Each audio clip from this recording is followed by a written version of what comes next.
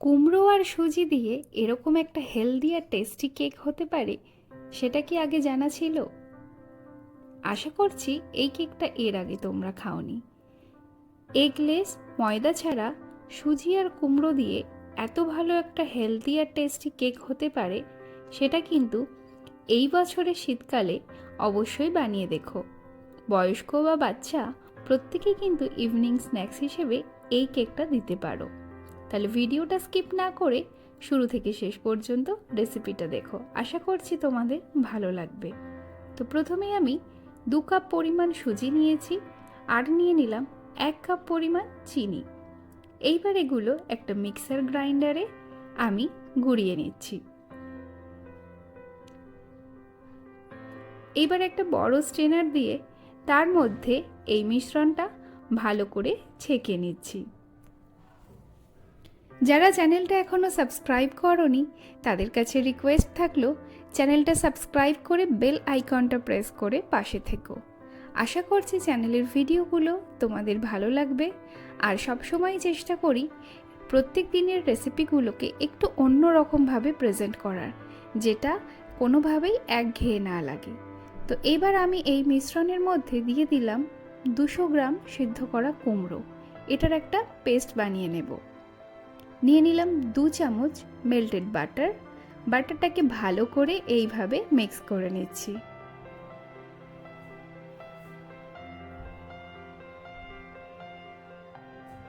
এইবার এই বাটারের মধ্যে কুমড়ো, সুজি আর চিনির মিশ্রণটা দিয়ে দিচ্ছি।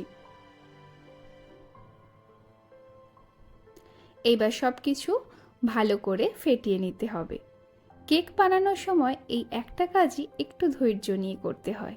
যত ভালোভাবে ফেটানো যাবে তাতে কিন্তু কেকের স্বাদ আরও বাড়বে। এইবার এর মধ্যে আমি দিয়ে দিলাম 1.25 কাপ পরিমাণ রুম টেম্পারেচারে রাখা দুধ। এবার এগুলো দিয়ে আবারও ভালো করে ফেটিয়ে নিচ্ছি।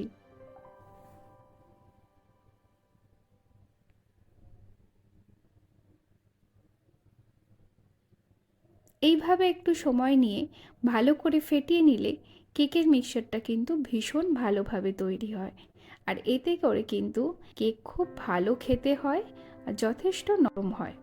তো আমার ব্যাটারটা প্রায় রেডি হয়ে গেছে। এইবার এতে আমি অ্যাড করে দিলাম 1 চামচ বেকিং পাউডার, 1/2 চামচ বেকিং সোডা আর দিয়ে দিচ্ছি ভ্যানিলা এসেন্স। এইবারে ওইগুলো দিয়ে ভালো করে মিশিয়ে নিচ্ছি।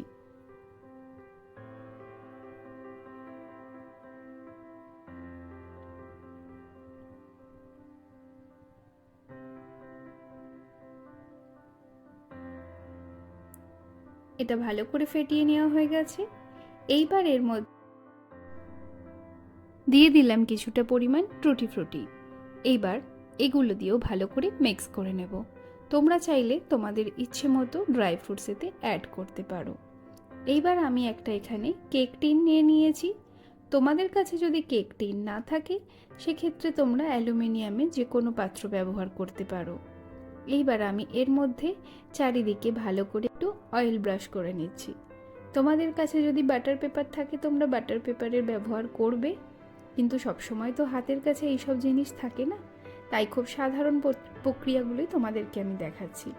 তো এই তেলের উপরে এবার একটু ভালো করে ময়দা ছড়িয়ে চারিদিকে এইভাবে ময়দাটা লাগিয়ে নিচ্ছি। এইবার এর উপরে আমি কেকের মিশ্রণটা ঢেলে দিচ্ছি।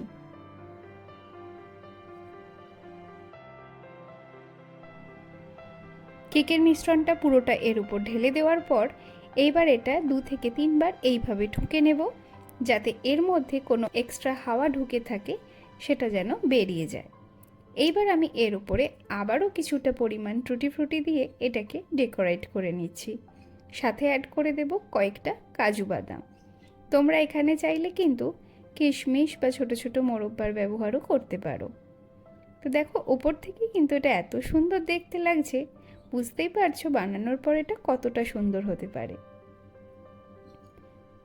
এইবার আমি আজকে তোমাদেরকে গ্যাসের উনুনেই দেখিয়ে দেব কিভাবে বেক করতে হয়। এই প্রসেসটা সবাই জানো, তবু আমি ছোট ছোট টিপসগুলো তোমাদের জন্য দিয়ে রাখছি। তো প্রথমেই যে কড়াটা ব্যবহার করবে চেষ্টা করবে সেই কড়াটা যেন মোটা চাদরের হয়, খুব পাতলা কড়া ব্যবহার করলে কিন্তু কেক নিচ থেকে ধরে যাবে। এইবার ওপরে ভালো করে নুন ছড়িয়ে এরকম একটা স্ট্যান্ড বসিয়ে দিলাম। স্ট্যান্ডটা যদি আমি এরকমভাবে রাখি সেক্ষেত্রে কিন্তু দেখো কেক টিনটা অনেকটা উপরে উঠে যাচ্ছে, তাতে কিন্তু আগুনের তাপটা প্রপার আসবে না। তাই কেকের স্ট্যান্ডটা এইভাবে ঘুরিয়ে রাখবো যাতে ডিরেক্ট তাপটাও না লাগে, আবার পরিমাণ মতো যেন তাপটা পায়। তো এইভাবে এটাকে সেট করে নিয়ে এবার এটা 5 মিনিটের জন্য ঢাকা দিয়ে প্রিহিট করে নিলাম। এইবার একটু গরম হয়ে যাওয়ার পরে এখানে খুব সাবধানে আমি কেকের টিনটা বসিয়ে এটাকে ঢাকা দিয়ে 20 মিনিটের জন্য বেক হতে দেব।